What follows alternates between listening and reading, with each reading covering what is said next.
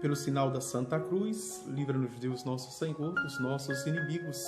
Em nome do Pai, do Filho e do Espírito Santo. Amém. Ave Maria, cheia de graça, o Senhor é convosco. Bendita sois vós entre as mulheres e bendito é o fruto do vosso ventre, Jesus. Santa Maria, Mãe de Deus, rogai por nós, pecadores, agora e na hora de nossa morte. Amém. Glória ao Pai, ao Filho e ao Espírito Santo, como era no princípio, agora e sempre. Amém. Santo anjo do Senhor, meu zeloso guardador, se a ti me confiou a piedade divina, sempre me rege, me guarda, me governa, me ilumina. Amém. Pode compartilhar, não é? Compartilhe, porque estamos, com a graça de Deus, chegando longe, né? Recebi uma mensagem de Catarine Dunk, da Suécia, né? Ela, pelos compartilhamentos, ela conheceu o perfil, não é? E gostou muito. Ultimamente ela está no Reino Unidos,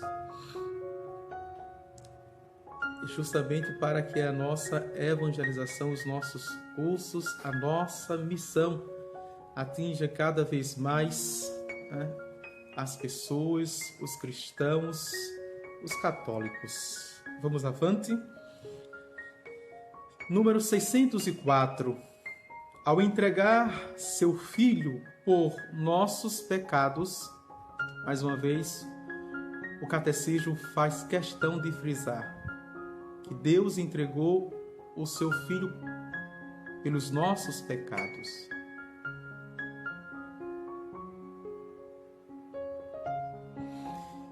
E Lídio Bata diz: exatamente, padre, suas aulas estão se difundindo bastante. Obrigado, Lídio. Deus abençoe. Vejam, faz questão de frisar. Deus manifesta que seu desígnio sobre nós é um desígnio de amor benevolente que antecede qualquer mérito nosso. Claríssimo o Catecismo da Igreja Católica. Eu gosto do Catecismo por causa justamente disso, porque ele é claro, ele é objetivo, é concreto, não nos dá margem para nenhuma interpretação confusa, estranha, não é? Como nós, muitas vezes nas nossas entrevistas, nas nossas falas mais livre, mais solta, coloquiais, nós deixamos e damos margem para múltiplas interpretações. O Catecismo da Igreja Católica diz: não deixa margem, só interpreta, né, dentro das suas intuições, dentro das suas deduções, dentro dos seus raciocínios, e muitas vezes mais maliciosos, quem de fato quer interpretar assim. Vejam, sem méritos algum de nossa parte, pura benevolência de Deus, Ele quis enviar o seu Filho para morrer pelos nossos pecados. Vejam, não é força nossa, não é força nossa. E morre por todos, aqueles que dentro da sua liberdade e vontade assume, aí sim, tem a eficácia, né? Permitiu. Lembremos que domingo, não é, se levantaram o número de 144 mil. E João, espantado com a visão, ele pergunta: quem são esses que estão marchando? E a resposta é: estes são todos aqueles que se deixaram, que se permitiram lavar, alvejar pelo sangue do Cordeiro. Nisto consiste o amor. Não fomos nós que amamos a Deus, mas foi Ele que nos amou e enviou-nos seu Filho como vítima de expiação pelos nossos pecados. Próprio João. 1 João capítulo 4, versículo 10.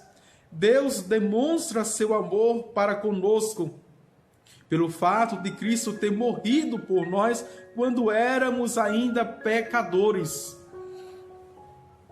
Esta é a linha também de Paulo de Tarso. E ele fala claramente a comunidade de Roma. Vejam, uma comunidade já que é centro do mundo, né? E já é evangelizada. Os cristãos que ali residiam, vejam, estando no centro comercial, no centro urbano, no centro cultural, artístico e também missionário e evangelizador. Todos os caminhos dão a Roma. E todos os grandes, não é, missionários almejaram chegar a Roma, para que aí se, vejam, expandisse a sua evangelização, a sua missão. Romanos capítulo 5, versículo 8. Número 605. Este amor não exclui ninguém. Atenção, este amor não exclui ninguém. Jesus lembrou na conclusão da parábola da ovelha perdida. Assim também não é da vontade de vosso Pai que está nos céus, que nenhum destes pequeninos se percam. Mateus 18, 14. Afirma ele da sua vida em resgate por muitos, não é? E esse muito aqui é por todos. Por todos. E todos, vejam, todos é mais reducionista do que muitos. Muitos são, não é? Todos da humanidade. Todos são aqueles que aceitaram. Muitos sem discriminação, sem marginalização, sem exclusão. Afirma ele da sua vida o resgate de muitos. Mateus 20, 28. Este último termo não é restritivo, vejam. Já o expliquei, mas o catecismo está explicando. Não é restritivo como todos. Opõe o conjunto da humanidade à única pessoa do Redentor que se entrega para salvá-la, toda a humanidade. E Jó disse ontem na primeira leitura da comemoração dos fiéis defuntos: eu sei que meu Redentor vive. Vejam. E no fim dos tempos, não é, ressurgirá do pó. A igreja, no segmento dos apóstolos, ensina que Cristo morreu por todos os homens sem exceção. Não houve e não haverá nenhum homem pelo qual Cristo não tenha sofrido. E aqui é o sínodo de Chiesi, não é? Em 883, diante da heresia, que justamente foi por todos ou por alguns. E aqui usa já o termo não restrito, por muitos, por todos, portanto. O terceiro inciso: Cristo ofereceu-se a seu Pai por nossos pecados. Vai cada vez aprofundando, de forma, veja, legislar, de forma bem coesa e bem objetiva. 606. Toda a vida de Cristo é oferenda ao Pai. Nada em Cristo não existe, vejam, alguma coisa em Cristo que não foi oferecido. Tudo em Cristo foi oferecido por nós, ao Pai em favor de nós. O Filho de Deus que desceu do céu não para fazer sua vontade, mas a do Pai que o enviou, diz, ao entrar no mundo, eis-me aqui, eu vim, ó Deus, para fazer a tua vontade. Graças a esta vontade é que somos santificados pela oferenda do corpo de Jesus Cristo, realizada uma vez por todas. Hebreus capítulo 10, versículo de 5 a 10. Desde o primeiro instante de sua encarnação, o Filho desposa o desígnio de salvação divino em sua missão redentora. Meu alimento é fazer a vontade daquele que me enviou e consumar sua obra. João capítulo 4, versículo 34. O sacrifício de Jesus pelos pecados do mundo inteiro. 1 João 2:2 é a expressão de sua comunhão de amor ao Pai. O Pai me ama porque dou a minha vida, diz ele. No Evangelho de João capítulo 10, versículo 17, o mundo saberá que amo o Pai e faço como o Pai me ordenou. Vejam, João capítulo 14, versículo 31. O que ordenou? Dar a vida em resgate por muitos ou por todos aqui. Vejam. 607. Esse desejo de desposar o desígnio de amor redentor de seu Pai anima toda a vida de Jesus. Toda a vida de Jesus. Desde o ventre da sua mãe Maria Santíssima, pois sua paixão redentora é a razão de ser de sua encarnação. Pai, salva-me desta hora. Mas foi precisamente para esta hora que eu vim. João 12, 30, aliás 27. Deixarei eu de beber o cálice que o Pai me deu? Ele pergunta. Em João capítulo 18, versículo 11. E ainda na cruz, antes que tudo fosse consumado. João 13, 30. Ele disse, tenho sede. João 19, 28. Não é? A citação anterior é 19, 30, viu? Vejam, na cruz, nas 7 palavras, todo o ministério de Jesus é resumido e ao mesmo tempo é elevado à plenitude. Subtítulo, o Cordeiro que tira o pecado do mundo, o número 608. Depois de ter aceitado dar-lhe o batismo junto com os pecadores, João Batista viu e mostrou em Jesus o Cordeiro de Deus que tira o pecado do mundo. Manifesta assim que Jesus é ao mesmo tempo o servo sofredor, já anunciado por o profeta Isaías, que se deixa levar silencioso ao matadouro. Vejam, não é? Isaías capítulo 53, versículo 7, e depois Jeremias também, que fala do servo sofredor, capítulo 11, versículo 19. E carrega o pecado das multidões, e o Cordeiro Pascal, símbolo da redenção de Israel por ocasião da primeira Páscoa. Toda a vida de Cristo exprime sua missão, servir e dar sua vida em resgate por muitos. Vejam, não é? Marcos aqui pontua, capítulo 10, versículo 45. Jesus abraça livremente o amor redentor do Pai.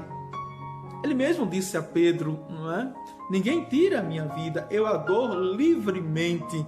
E até quando Pedro, no Horto das Oliveiras, foi diante daquele beijo, não é? O ósculo de traição de Judas Iscariotes, quando Pedro tira a espada e corta a orelha do Malco, Jesus pega, coloca no lugar a orelha do soldado e diz, Pedro, guarda a tua espada na bainha, porque se eu quisesse eu daria ordem aos meus anjos e eles viriam em minha defesa. Vejam.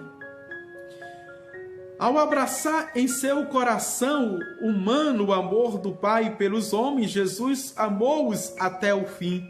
João 13, 11. Pois ninguém tem maior amor do que aquele que dá a vida por seus amigos. Ele vai dizer isso quando diz: não foste vós que me escolheste, fui eu que vos escolhi. João capítulo 15, versículo 13. Assim, no sofrimento e na morte, sua humanidade se tornou instrumento livre e perfeito do seu amor divino, que quer a salvação dos homens. Com efeito, aceitou livremente sua paixão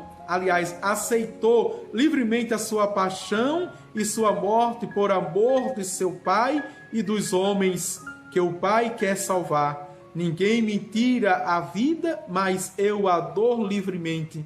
João capítulo 10, versículo 18. Daí a liberdade soberana do Filho de Deus, quando ele mesmo vai ao encontro da morte.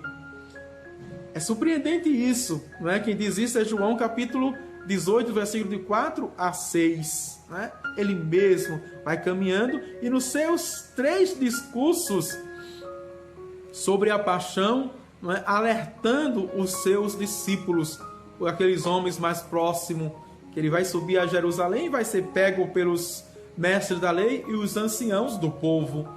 Vejam, vamos avante. Na ceia, Jesus antecipa a oferta livre de sua vida.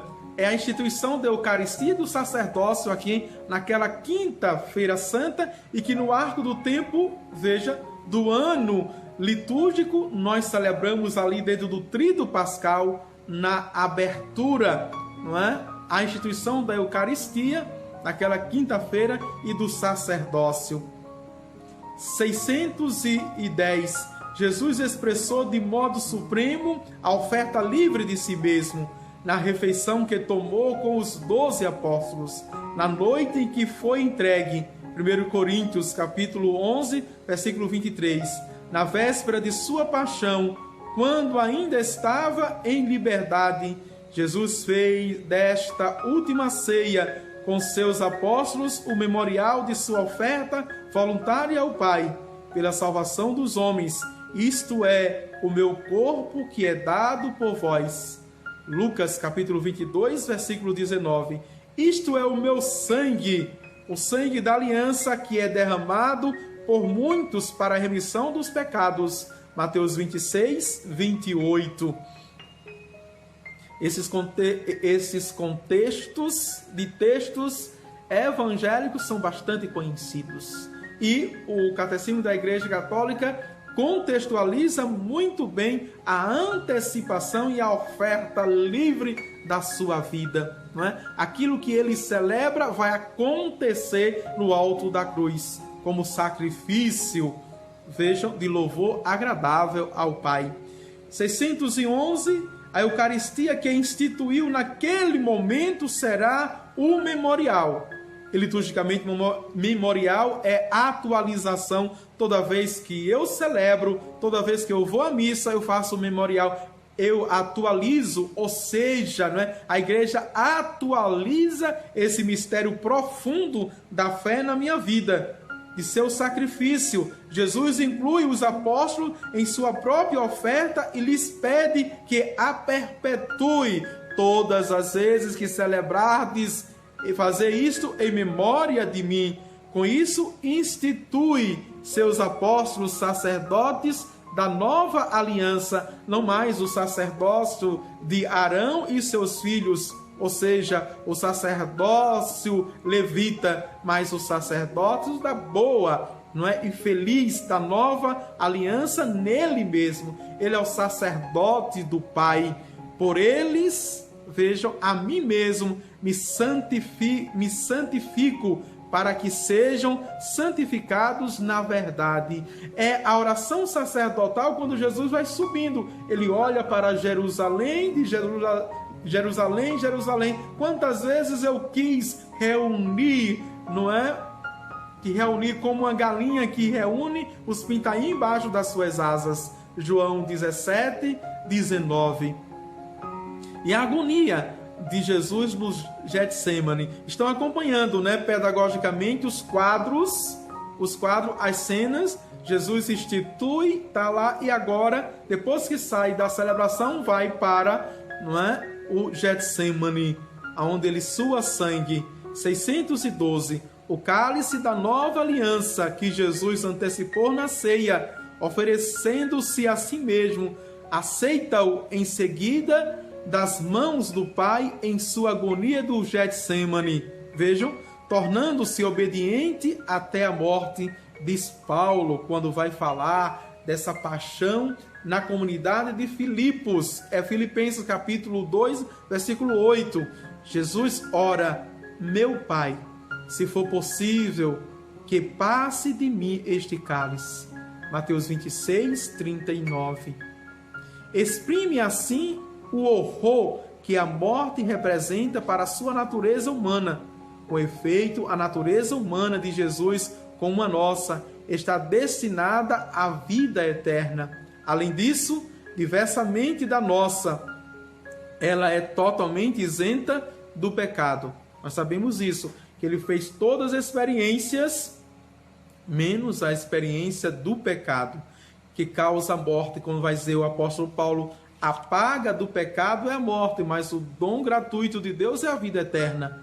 Mas ela é sobretudo assumida pela pessoa divina, do príncipe da vida, do vivente, ao aceitar em sua vontade humana que a vontade do Pai seja feita, aceita a sua morte como redentora para carregar em seu próprio corpo os nossos pecados sobre o madeiro. 1 Pedro, capítulo 2, versículo 24. Assim, Pedro vai escrever na condição pós-pascal. Maravilhoso, não é? Ler todos esses fatos pela interpretação da teologia do Catecismo da Igreja Católica. A morte de Cristo é o sacrifício único e definitivo. Número 613. A morte de Cristo é ao mesmo tempo o sacrifício pascal que realiza a redenção definitiva dos homens, pelo Cordeiro que tira o pecado do mundo, e o sacrifício da nossa aliança, que reconduz o homem à comunhão com Deus, reconciliando-o com Ele pelo sangue derramado por muitos para a remissão dos pecados. 614. Este sacrifício de Cristo é único. Ele realiza e supera todos os sacrifícios. Ele é, primeiro, um dom do próprio Deus Pai. É o Pai que entrega seu Filho para reconciliar-nos consigo mesmo.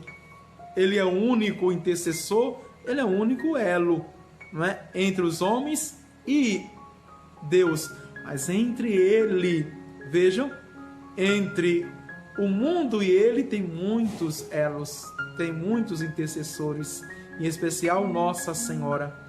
É ao mesmo tempo oferenda do Filho de Deus feito homem, o qual livremente e por amor oferece sua vida a seu Pai pelo Espírito Santo para reparar nossa desobediência. Ele, sendo o obediente do Pai, o fidedigno do Pai, ele, não é,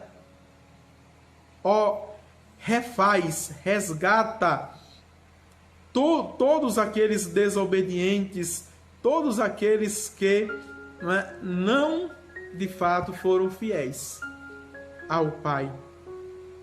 Jesus substitui nossa desobediência para a sua obediência. Somos resgatados, somos refeitos, não é? 615. Como pela desobediência de um só homem todos se tornaram pecadores, assim pela obediência de um só todos se tornaram justos. É o que diz o apóstolo Paulo à comunidade de Roma, capítulo 5, versículo 19. Por sua obediência até a morte, Jesus realizou a substituição do servo sofredor que oferece sua vida em sacrifício expiatório, quando carregava o pecado das multidões, que ele justifica, levando sobre si o pecado de muitos. Jesus prestou reparação por nossas faltas e satisfez o Pai por nossos pecados. Vejam, alegrou o Pai, encheu o Pai de glória, de honra, de louvor, de exaltação, de bendição. Satisfez o Pai por sua oferenda livre e agradável ao Pai, pelos nossos pecados. Vejam que maravilha! Na cruz, Jesus consuma seu sacrifício. Número 616. É o amor até o fim que confere o amor de redenção e de reparação, de expiação e de satisfação ao sacrifício de Cristo. Ele nos conheceu a todos e amou na oferenda de sua vida. A caridade de Cristo nos compele quando consideramos que um só morreu por todos e que, por conseguinte, todos morreram. 2 Coríntios, capítulo 5, versículo 14.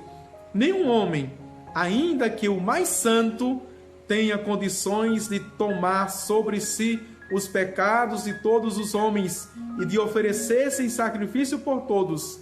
A existência em Cristo da pessoa divina do Filho, que supera e ao mesmo tempo abraça todas as pessoas humanas e que o constitui cabeça de toda a humanidade, torna possível seu sacrifício redentor por todos. 617. Sua Sanctissima Passione in lignum crucis nobilis justificationis meruti. Por sua santíssima paixão no madeiro da cruz, mereceu-nos a justificação, ensina o Concílio de Trento. O Concílio de Trento, sublinhando o caráter único do sacrifício de Cristo como princípio de salvação eterna. Que maravilha! Hebreus capítulo 5, versículo 9. E a igreja venera a cruz, cantando: ó crux ave spes unica, salve, ó cruz, única esperança. Vejam, é o hino de Vexilia Regis. Nossa participação no sacrifício de Cristo, número 618. A cruz é o único sacrifício de Cristo, o único mediador entre Deus e os homens. Mas, pelo fato de que em sua pessoa divina encarnada, de certo modo uniu a si mesmo todos os homens, oferece a todos os homens, de uma forma que Deus conhece, a possibilidade de serem associados ao mistério pascal. Chama seus discípulos a tomar sua cruz e a segui-lo, pois sofreu por nós, deixou-nos um exemplo a fim de que sigamos seus passos, que é associar a seu sacrifício redentor aqueles mesmos que são os primeiros beneficiários dele. Isto realiza-se de maneira suprema em sua mãe, associada mais intimamente do que qualquer outro ao mistério do seu sofrimento redentor. Assim se chama, não é? Lucas capítulo 2, versículo 35, a profecia de Ana, não é? Uma espada traspassará a tua alma, e de fato ela na cruz, ela é Nossa Senhora das Dores, sendo a Nossa Senhora da solidão, Nossa Senhora das Dores, Nossa Senhora da piedade, que toma o seu filho no colo, no braço. Veja que maravilha. Vamos avante. Por isso que diz: fora da cruz não existe outra escada por onde subir aos céus. Que maravilha! Veja o que diz isso, é Santa Rosa de Lima, em Vita Mirabilis. Ela diz isso em 1668. Fora da cruz não existe outra escada por onde subir ao céu. Santa Rosa de Lima. Vamos para o resumo agora dos números 619 a 623. 619. Cristo morreu por nossos pecados segundo as Escrituras, disse o apóstolo Paulo em 1 Coríntios capítulo 15, versículo 3. Está claríssimo isso. Versículos de número 620. Nossa salvação deriva da iniciativa de amor de Deus para conosco, pois foi Ele quem nos amou e enviou seu Filho como vítima de expiação por nossos pecados. 1 João capítulo 4, versículo 10.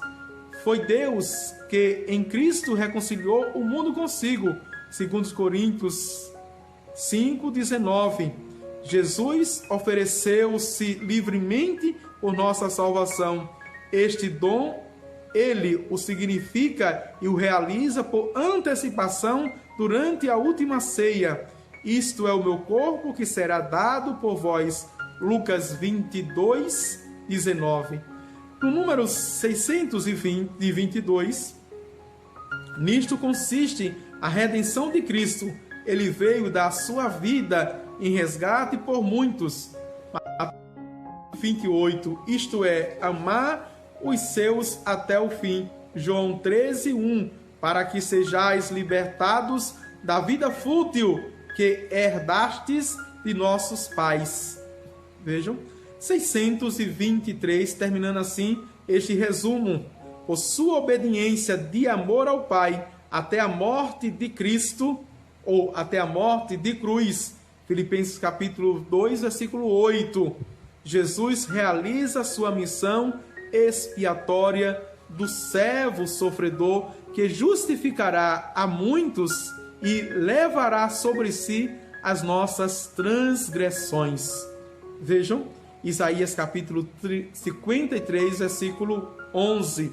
Depois Romanos, ainda no mesmo capítulo 5, versículo 19. Para a glória de Deus. Vamos agora para o terceiro parágrafo, que tem como título Jesus Cristo foi sepultado. Vamos ver agora, não é? Esse parágrafo é pequeno e mas é denso demais da teologia e aqui um pouco da escatologia. Os novícios, né? Os novíssimos que estão aqui. 624. Pela graça de Deus, ele provou a morte em favor de todos os homens, diz Paulo, né, na carta aos Hebreus, capítulo 2, versículo 9. Em seu projeto de salvação, Deus dispôs que seu Filho não somente morresse por nossos pecados, como diz o mesmo Paulo agora no 1 Coríntios capítulo 15, versículo 3, mas também que provasse a morte, isto é, conhecesse o estado de morte, o estado de superação entre sua alma e seu corpo, durante o tempo compreendido entre o momento em que expirou na cruz e o momento em que ressuscitou. Este estado de Cristo morto é o mistério do sepulcro e da descida aos infernos. Por isso que é chamado, não é, a doutrina dos novíssimos. É o mistério do sábado santo, liturgicamente falando, não é? Dentro do arco litúrgico, em que o Cristo depositado no túmulo manifesta o grande descanso sabático de Deus, depois da realização da salvação dos homens, que confere paz ao universo inteiro. Vejam, e aqui é interessante, não é? Que nos reporta ao Gênesis, quando diz que Deus criou todas as coisas em 6 dias, no 7º ele descansou. Mas na economia da salvação, Deus só descansa aqui, quando salva toda a humanidade pelo sangue precioso do seu Filho Jesus Cristo. Não é? O sábado santo é o descanso eterno do Pai. Cristo com seu corpo na sepultura, 625. A permanência de Cristo no túmulo constitui o vínculo real entre o estado passivo de Cristo antes da Páscoa e seu atual estado glorioso de ressuscitado. É a mesma pessoa do vivente que pode dizer: estive morto, mas eis que estou vivo pelos séculos dos séculos. Como João tem a visão no Apocalipse, capítulo 1, versículo 18.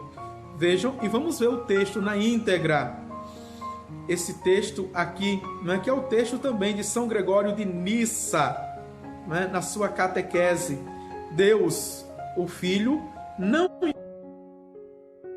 a alma do corpo segundo a ordem necessária à natureza, mas os remiu novamente um ao outro pela ressurreição, a fim de ser ele mesmo em sua pessoa a ponto de encontro da morte e da vida, ressuscitando nele a decomposição da natureza produzida pela morte e tornando-se ele mesmo princípio de reunião para as partes separadas. Quem diz isso é o Gregório de Nissa. Vamos agora para o número 626. Visto que o príncipe da vida que mataram é o mesmo vivente que ressuscitou, é preciso que a pessoa divina do Filho de Deus tenha continuado a assumir sua alma e seu corpo separado entre si pela morte. Pelo fato de que, na morte de Cristo, a alma tenha sido separada da carne, a única pessoa não foi dividida em duas pessoas, pois o corpo e a alma de Cristo existiram da mesma forma desde o início na pessoa do Verbo e na morte, embora separados um do outro, ficaram cada um com a mesma e única pessoa do Verbo. Vejam, não é? Foi separado e não dividido aqui. É um mistério. Continuou com a mesma natureza. Vejam.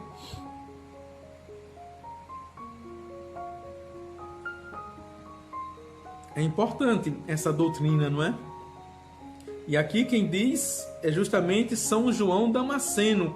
Ele diz quando fala, não é, na fidelidade ortodoxa da igreja. E vai falar agora São Tomás de Aquino, não é, nesse número: não deixarás teu santo ver a corrupção. 627. A morte de Cristo foi uma morte verdadeira, enquanto pôs a fim a sua existência humana terrestre, mas devido à união com a pessoa do Filho, manteve com seu corpo. Não estamos diante de um cadáver como os outros, porque não era possível que a morte o retirasse em seu poder. Vejam. Então, de fato, ele foi sepultado, mas estava, não é, vivo. No seu poder, na sua essência, não é? Atos 2:24. E porque a virtude divina preservou o corpo de Cristo na corrupção. Sobre Cristo pode-se dizer ao mesmo tempo, ele foi eliminado da terra dos vivos. Isaías capítulo 53, versículo 8. E minha carne repousará na esperança, porque não abandonarás minha alma no Hades, nem permitirás que teu servo veja a corrupção. Vejam, não é? Não foi corrompido o corpo de Cristo. Não foi. Mateus 2, 26 a 27. A ressurreição de Jesus no terceiro dia 1 Coríntios 15, 4, Lucas 24, 46, foi a prova disso, pois se pensava que a corrupção se manifestaria a partir do 4º dia. Então, antes de ser corrompido, e que não ia ser, mas para dar testemunho, ele ressuscita ao 3º dia. Sepultado com Cristo. 628. O batismo, cujo sinal original e pleno é a imersão, significa eficazmente a descida ao túmulo do cristão que morre para o pecado com Cristo em vista de uma vida nova. Pelo batismo, nós fomos sepultados com Cristo na morte, vejam, a fim de que, como Cristo foi ressuscitado dentre os mortos pela glória do Pai, assim também nós vivamos, vida nova. Romanos capítulo 6, versículo 4. Aconteceu de uma vez por toda no batismo. Fomos sepultados com Cristo e ressuscitamos com Cristo. Por isso que dizemos que o homem velho morreu, e o homem novo ressuscita, renasce para a glória de Deus Pai. Resumo desse parágrafo 629. Em benefício de todo homem, Jesus experimentou a morte. Foi verdadeiramente o Filho de Deus feito homem que morreu e que foi sepultado. Vejam, 630. Durante a permanência de Cristo no túmulo, sua pessoa divina continuou a assumir tanto a sua alma como o seu corpo, embora separados entre si para a morte. Por isso, o corpo de Cristo morto não viu a corrupção, Morto vive eternamente, Morto vive eternamente. Atos dos Apóstolos, capítulo 13, versículo 37. O 5º artigo da nossa fé: Jesus Cristo desceu aos infernos, ressuscitou dos mortos no 3º dia. Vejam, faz parte da nossa doutrina. Não desceu apenas à mansão dos mortos, mas desceu aos infernos. Vejam, ressuscitou dos mortos e no terceiro dia. No número 631, Jesus desceu às profundezas da terra. Aquele que desceu é também aquele que subiu. O mesmo, não é outro.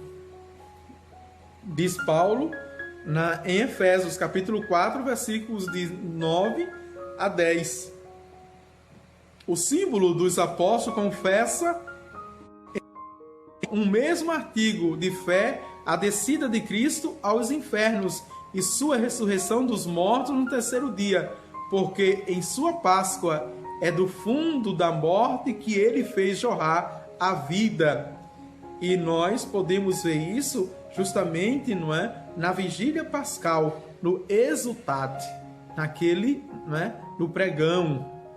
Cristo, teu filho, que, retornado dos infernos, brilhou sereno para o gênero humano e vive e reina pelos séculos dos séculos. Amém. Assim diz o nosso pregão da Páscoa. Parágrafo 1. Cristo desceu aos infernos. Atenção para essa doutrina, Cristo desceu aos infernos.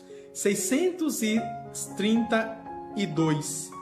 As frequentes afirmações do Novo Testamento, segundo as quais Jesus ressuscitou dentre os mortos, 1 Coríntios capítulo 15, versículo 20, pressupõe anteriormente a ressurreição, que este tenha ficado na morada dos mortos. Este é o sentido primeiro que a pregação apostólica deu à descida de Jesus aos infernos. Jesus conheceu a morte como todos os seres humanos e com sua alma esteve com eles na morada dos mortos, mas para lá foi como Salvador, não foi como morto. Jesus desceu como vivo, proclamando a boa notícia aos espíritos que ali estavam aprisionados. Vejam só, proclamando a boa notícia aos espíritos que estavam ali aprisionados, diz Pedro, 1 Pedro capítulo 3, versículo 18 a 19. Jesus levou a boa notícia até aos infernos. Vejam que é a mansão dos mortos, não é? E que boa notícia foi esta da libertação. Todos foram libertos. 633. A Escritura denomina a morada dos mortos, para a qual Cristo, morto, desceu de os infernos. Atenção. O Sheol ou o Hades, que fala aqui, não é? Filipenses capítulo 2, versículo 10, Atos 2, 24, Apocalipse 1, 18, Efésios 4, 19. Visto que os que lá se encontram estão privados da vida de Deus. Este é, com efeito, o estado de todos os mortos, maus ou justos, à espera do Redentor, o que não significa que a sorte deles seja idêntica, como mostra Jesus na parábola do pobre Lázaro recebido no seio de Abraão. São precisamente essas almas santas que esperavam seu libertador no seio de Abraão, que Jesus libertou ao descer aos infernos. Jesus não desceu aos infernos para ali libertar os condenados. Atenção! Mas os que estavam esperando, não é, a libertação total, os que já estavam salvos, que a doutrina diz que é o purgatório, viu? Deu um novo nome, não é? Da condenação, mas para libertar os justos que o havia precedido. Todos os justos que estavam no seio ou seja, de Abraão, não estava no inferno, propriamente dito, não estava no Sheol, nem no Hades. 634. A boa nova foi igualmente anunciada aos mortos. 1 Pedro 4, 6. A descida aos infernos é o cumprimento, até sua plenitude, do anúncio evangélico da salvação. É a fase última da missão messiânica de Jesus. Fase condensada no tempo, mas imensamente vasta em sua significação real de extensão da obra redentora a todos os homens de todos os tempos e de todos os lugares, pois todos os que são salvos se tornaram participantes da redenção. Todos que são salvos se tornaram participantes da redenção. 635. Cristo desceu, portanto, no seio da terra, a fim de que os mortos ouçam a voz do Filho de Deus e os que a ouvirem vivam. João 5, 25. Jesus, o príncipe da vida, destruiu pela morte o dominador da morte, isto é, o diabo, e libertou os que passaram toda a vida em estado de servidão pelo temor da morte. Não é? Hebreus 2, 14, 15. Por isso que nós vimos ontem também, na segunda leitura, que Paulo dizia, são os 3 inimigos e o último será a morte. Essa morte que ele desce aos infernos e resgata todos aqueles que haviam morrido no seio de Abraão. Foi vencida, tá certo? A partir de agora, Cristo ressuscitado detém a chave da morte e dos Hades.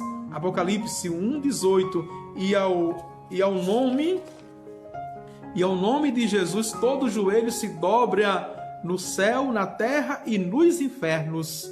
Como tem em Filipenses capítulo 2, versículo 10. Vejam, e aqui na antiga homilia do autor grego desconhecido na liturgia das horas, segundo livro, na segunda leitura, no sábado santo, diz assim: um grande silêncio reina hoje na terra, um grande silêncio e uma grande solidão. Um grande silêncio, porque o rei dorme, a terra treme e acalmou-se, porque Deus adormeceu na carne e foi acordar os que dormiam desde séculos. Ele vai procurar Adão, nosso primeiro pai, a ovelha perdida, quer ir visitar todos os que se assentaram nas trevas e à sombra da morte, vai libertar de suas dores aqueles dos quais é filho e para os quais é Deus. Adão acorrentado e Eva com ele cativa, eu sou teu Deus e por causa de ti me tornei teu filho. Levanta-te, tu que dormes, pois não te criei para que fiques prisioneiro do inferno. Levanta-te entre os mortos, eu sou a vida dos mortos. Vejam que maravilha, não é? Enquanto da raça humana, Jesus é filho de Abraão, pela fé. Como Deus, ele é o pai de Abraão na fé. Resumindo, 636, na expressão Jesus desceu à mansão dos mortos, o símbolo confessa que Jesus morreu realmente e que por sua morte, por nós, venceu a morte e o diabo, o dominador da morte. Hebreus 2,14. O Cristo morto em sua alma unida à sua pessoa divina, desceu à morada dos mortos, abriu as portas do céu aos justos que o haviam precedido. É o número 637. Vamos para, ainda dá tempo, vamos para o segundo parágrafo, né? Que é maior esse segundo parágrafo. Veja que tem como tema: no terceiro dia ressuscitou dos mortos. O terceiro dia ressuscitou dos mortos. É o número 638. Anunciamo-vos a boa nova, a promessa feita a nossos pais.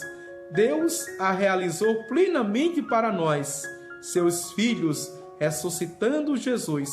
Atos capítulo 13, versículo 32 a 33. A ressurreição de Jesus é a verdade, veja, culminante de nossa fé em Cristo, crida e vivida como verdade central pela primeira comunidade cristã, transmitida como fundamental pela tradição, estabelecida pelos documentos do Novo Testamento, prega, juntamente com a cruz, como parte central do ministério pascal. Não é? E nós vemos isso na liturgia bizantina, no tropácio da Páscoa, chamado assim. Cristo ressuscitou dos mortos, por sua morte venceu a morte, aos mortos deu a vida. É importante ler o Catecismo da Igreja Católica, vejam, e somente a leitura, ela é clara, claríssima, não é? E vai nos explicando cada mistério dentro dos 12 artigos, né? Que são os mistérios, são os dogmas cristológicos da nossa igreja, certo? Após essa passagem que o padre acaba de explicar, da descida de Jesus na mansão dos mortos, resgatando os justos que haviam lhe precedido, percebe-se que é possível uma alma ser liberta do inferno, pois não é, vejam, de uma vez por toda. A questão aqui é porque não existia a dimensão do Ilíado. O catecismo diz que Jesus desceu, mas não para resgatar os condenados já do inferno, mas aqueles que estavam na mansão dos mortos. Não existia ainda a doutrina do purgatório. Então, essa mansão dos mortos, ou seja, o seio de Abraão, que ainda hoje os nossos cristãos, irmãos separados, chama, que todos que morreram estão no seio de Abraão, esperando a volta não é? A segunda volta de Jesus, onde ele vai julgar os vivos e os mortos, ainda hoje eles acreditam que existe esse seio de Abraão. Na história da igreja, a igreja viu o seio de Abraão como purgatório, tá certo? São 3 lugares, isso faz parte dos novíssimos, são os 3 lugares. Então, existe o céu, o inferno e existe o seio de Abraão, que é para nós o purgatório. Os que são condenados eternamente. Não existe salvação para os condenados. Eles são condenados eternamente. Os que estão no inferno são condenados eternamente. Agora, os que foram julgados para o purgatório corresponde ao seio de Abraão. Entendeu, Ilídio? Entendeu? Pronto. Esses têm salvação, como Santo Agostinho e depois Santo Tomás de Aquino diz, não é? É a purificação. A purificação, existe sofrimento? Existe, porque é o fogo do Espírito Santo, o amor. E quando terminar a purificação, vai para os céus. Por isso que a gente tem que rezar pelos mortos, as almas que estão no purgatório, para que saia mais rápido. Mansão dos mortos é o purgatório. A mansão dos mortos, vamos entender direitinho. O catecismo, quando fala de mansão dos mortos, não é? Porque só existia o quê? A doutrina do céu e do inferno. Quando fala desceu à mansão dos mortos, vejam, desceu aos infernos, mas existia na mansão dos mortos, né, o seio de Abraão, ok? Aqueles que estavam esperando a libertação, mas que já estavam salvos, certo?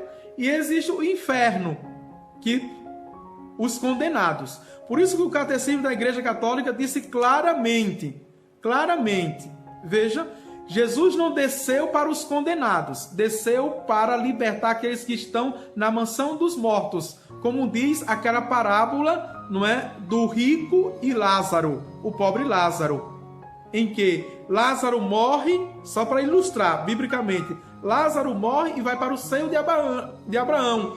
O rico morre e vai para o Sheol, o Hades. Aí é o inferno. Que não existia a doutrina ainda definida como nós temos, não é? Nitidamente, ok? Então, o seio de Abraão corresponde hoje na nossa doutrina ao purgatório. O inferno é o inferno para os condenados e os céus. Deu para entender? Quando fala, não é? Numa leitura rápida, a gente não entende muito. Porque senão, Ilídio, você ia cair numa heresia. Tá certo?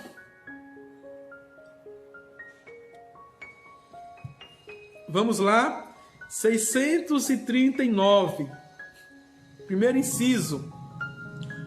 O evento histórico e transcendente. O mistério da ressurreição de Cristo é um acontecimento real que teve manifestações historicamente constatadas, como atesta o Novo Testamento. Já São Paulo escrevia aos Coríntios, pelo ano de 66, eu vos transmiti o que eu mesmo recebi. Cristo morreu por nossos pecados, segundo as Escrituras, foi sepultado, ressuscitou ao 3º dia, segundo as Escrituras. Apareceu a Cefas e depois aos 12. 1 Coríntios 15, de 3 a 4. O apóstolo fala aqui da viva tradição da ressurreição, que ficou conhecendo após sua conversão às portas de Damasco, né? Foi revelado a ele, né, beatificamente pelo próprio Jesus Cristo. Tá certo? Agora vamos ficar por aqui.